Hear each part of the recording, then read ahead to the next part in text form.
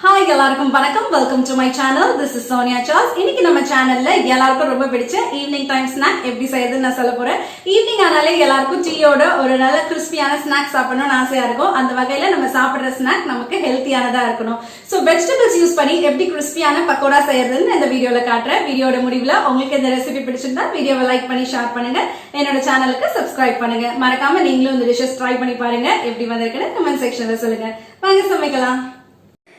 பக்கோடா செய்ய தேவையான பொருட்கள்: ஒரு பெரிய கப் கடலை மாவு எடுத்திருக்கேன், 2லேருந்து 3 ஸ்பூன் அரிசி மாவு, 1 ஸ்பூன் சோம்பு, கொஞ்சம் கருவேப்பிலை பொடிசா நறுக்கி வச்சுருக்கேன், 2 துண்டு இஞ்சி பொடிசா நறுக்கியிருக்கேன், தேவையான அளவு உப்பு, 1 ஸ்பூன் மிளகாய்த்தூள், 3 பச்சை மிளகா பொடிசா நறுக்கியது, ஒரு பெரிய வெங்காயம் நீளமாக ஸ்லைஸ் பண்ணியிருக்கேன், ஒரு கேரட், ஒரு பெரிய கேபேஜ் இப்படி நீளமாக ஸ்லைஸ் பண்ணி வச்சுருக்கேன்.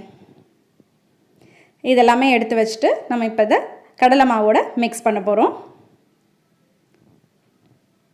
ஒரு பவுலில் இந்த கடலை மாவு எடுத்துக்கோங்க. அதோட நறுக்கி வச்சுருக்க பச்சை மிளகாவை சேர்த்துறேன்.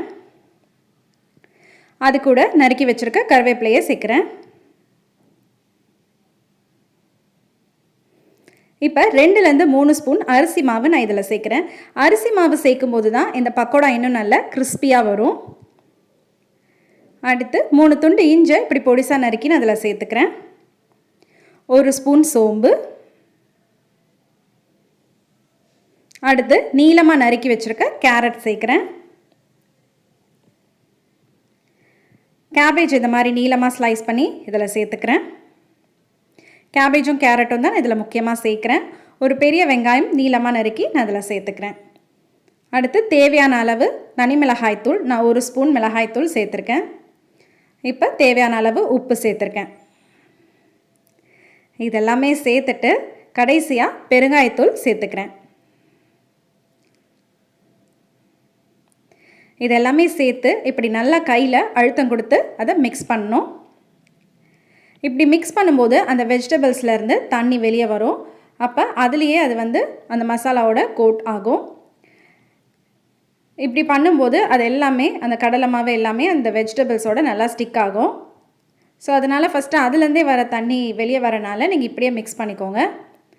அதுக்கப்புறம் தேவைன்னா நம்ம ஒரு அரை கிளாஸ் தண்ணி நான் இப்போ சேர்ப்பேன்.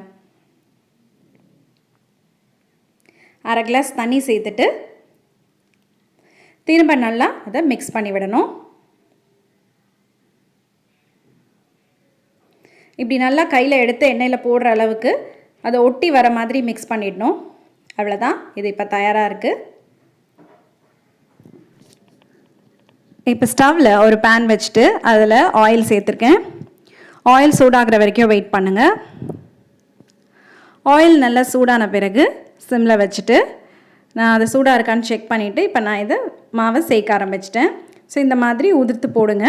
பக்கோடாக்கு சேர்க்குற மாதிரி கொஞ்சம் சிம்மில் வச்சு இது மாதிரி வேக விடுங்க. 2 சைடும் திருப்பி போட்டு வேக வைக்கணும்.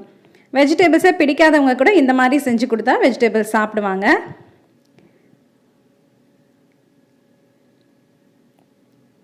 இந்த மாதிரி 2 சைடும் திருப்பி விட்டு பொன்னிறமாக வர அளவுக்கு நல்லா பொரிச்சு எடுத்துக்கணும். அவ்வளோதான், அது தயாராகிடுச்சு.